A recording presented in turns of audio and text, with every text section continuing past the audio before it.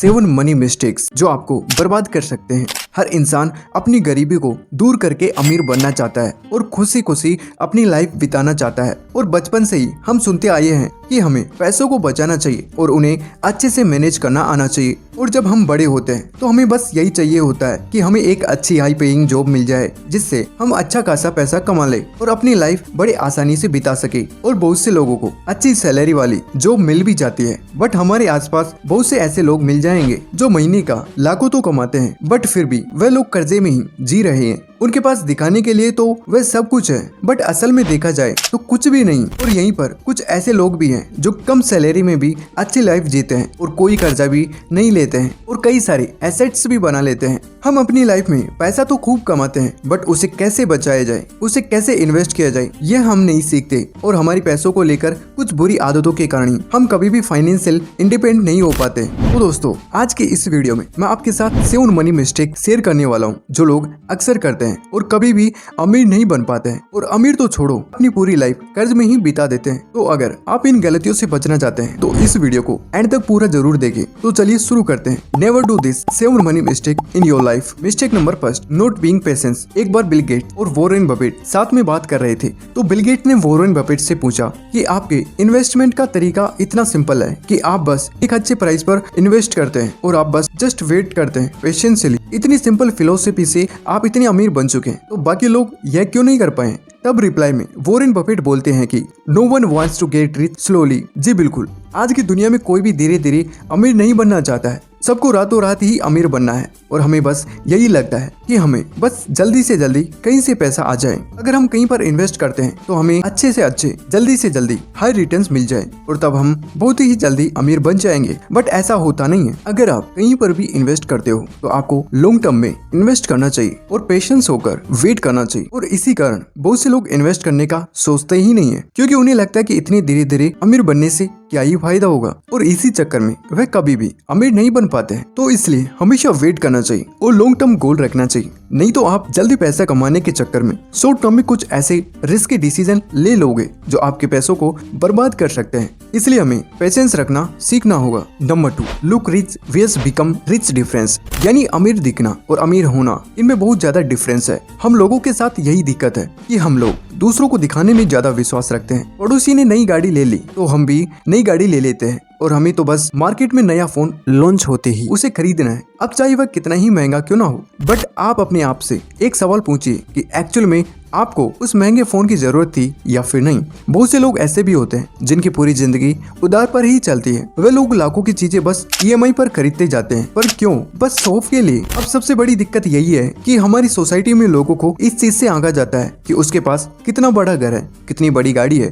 पर इसी वजह से लोग अमीर दिखना चाहते हैं। तो वह लोन्स पर बड़े बड़े घर गाड़ी लेकर अमीर तो दिख सकते हैं, बट वह एक्चुअल में अमीर होते ही नहीं है। इसलिए अगर हमें अपनी फाइनेंशियल लाइफ को पटरी पर लाना है तो हमें अमीर बनने के तरीके सोचने होंगे, ना कि अमीर दिखने के। Number 3, shopping. New year sale, Deepavali sale या डिस्काउंट सेल। सेल का नाम सुनते ही हमें बस ऐसे लगता है जैसे हमें कोई फ्री में चीजें बांट रहा हो और हम बिना सोचे समझे शॉपिंग करने लग जाते हैं। सेल के नाम पर हमें लेनी तो केवल एक ही चीज होती है, बट साथ ही साथ हम 3-4 चीजें और भी खरीद लाते हैं और शायद कुछ ऐसी चीजें जिनकी हमें जरूरत भी नहीं थी, बस हमें वो थोड़ी सस्ते में मिल रही थी तो हमने उसे परचेज कर लिया। आप बहुत से लोगों को देखोगे कि उन्हें मोबाइल तो लेना होता है 20,000 का, बट उन्हें 70,000 का मोबाइल सेल में 50,000 का मिल रहा होता है, तो वो लोग 50,000 का मोबाइल खरीद लेते हैं और सोचते हैं कि हमने 20,000 बचा लिए। जी नहीं, आपने 30,000 एक्स्ट्रा खर्च कर दिए। जहाँ उनका काम 20,000 के मोबाइल पर चल रहा था, बट उसकी जगह पर वो 50,000 का मोबाइल उठा लाए हैं। शायद इतनी कॉस्टली मोबाइल की उन्हें जरूरत भी नहीं थी, बट अब क्या करें, सेल में जो मिल रहा था। इसलिए बहुत से लोग सेल के नाम पर अपने फायदे की जगह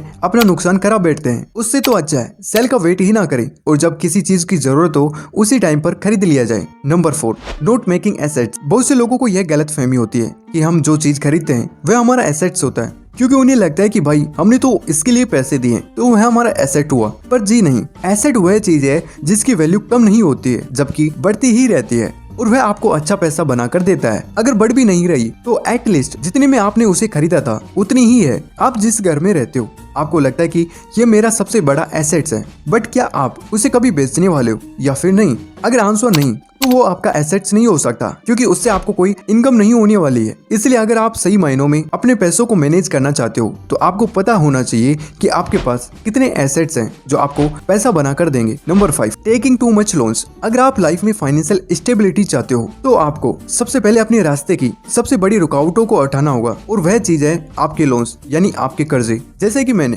पहले भी बताया कि अमीर दिखने और अमीर होने में बहुत बड़ा फर्क होता है। आज के टाइम पर कोई भी इंसान लोन्स लेकर अमीर दिख सकता है। जहाँ पर चुटकी बजाते ही लोन मिल जाता है, तो हर इंसान आज के टाइम पर अमीर दिखना कोई बड़ी बात नहीं है। महंगा मोबाइल चाहिए तो फोन लोन ले लो, बड़ा घर चाहिए तो होम लोन ले लो, महंगी गाड़ी चाहिए तो कार लोन ले लो। तो आज के टाइम पर हर चीज के लिए लोन अवेलेबल है। और उत्तर डेव रमसी अपनी book the total money make over में बोलते हैं कि अगर आपके खर्चे आपकी इनकम से 30% से ज्यादा है तो यकीन मानिए कि आप फाइनेंशियली आउट ऑफ शेप हो, और आने वाले 10 सालों में आपको किसी न किसी फाइनेंशियल प्रॉब्लम का सामना करना पड़ सकता है। तो हमें कोई भी लोन सोच समझ कर लेना चाहिए, जहाँ तक हो सके लोन्स अवॉइड ही करना चाहिए। Number 6, ignore emergency fund. Emergency fund वह फंड होता है जो किसी भी इमरजेंसी में काम आए, जैसे कि किसी भी रीजन से अगर आपकी जॉब चली जाए या घर में कोई बड़ी मेडिकल प्रॉब्लम आ जाए, तो ऐसी सिचुएशन में ये फंड आपके काम आता है। और ये फंड आपकी मंथली एक्सपेंसेस का एटलीस्ट 3 गुना होना चाहिए। बहुत से लोगों को लगेगा कि मेरी तो अच्छी खासी जॉब या बिजनेस है, मुझे इमरजेंसी फंड की क्या जरूरत है। बट ऑथर डेव रमसी अपनी book the total money make over में बोलते हैं कि बुरा वक्त बताकर नहीं आता, इसलिए हमें ऐसे सिचुएशन के लिए हमेशा तैयार रहना चाहिए। बट ज्यादातर लोग इसके बारे में सोचते नहीं है। उन्हें तो लगता है कि हमें कभी भी इमरजेंसी पड़ ही नहीं सकती, और जब एक्चुअल में कोई इमरजेंसी आ जाती है तो उनकी हालत टाइट हो जाती है। बट यहाँ पर हमें ध्यान देना होगा कि इमरजेंसी फंड इकट्ठा करने के बाद ऐसा नहीं कि जरूरत पड़ने पर आपने नया मोबाइल ले लिया फिर दोस्तों के साथ पार्टी कर ली। अपने इमरजेंसी फंड को इस तरह खर्च नहीं करना है। तो अगर आप अपनी मंथली एक्सपेंसेस का 3 गुना फंड इकट्ठा कर लेते हो तो फ्यूचर में आपको यह हेल्प कर सकता है। Number 7, depending on a single stream source. क्या आप भी सिंगल इनकम पर डिपेंड हो और अपनी सैलरी का ही वेट करते रहते हो? अगर ऐसा है तो आपको अपनी सिंगल इनकम स्ट्रीम से बाहर निकलना होगा और अपने लिए और भी इनकम के सोर्स क्रिएट करने होंगे।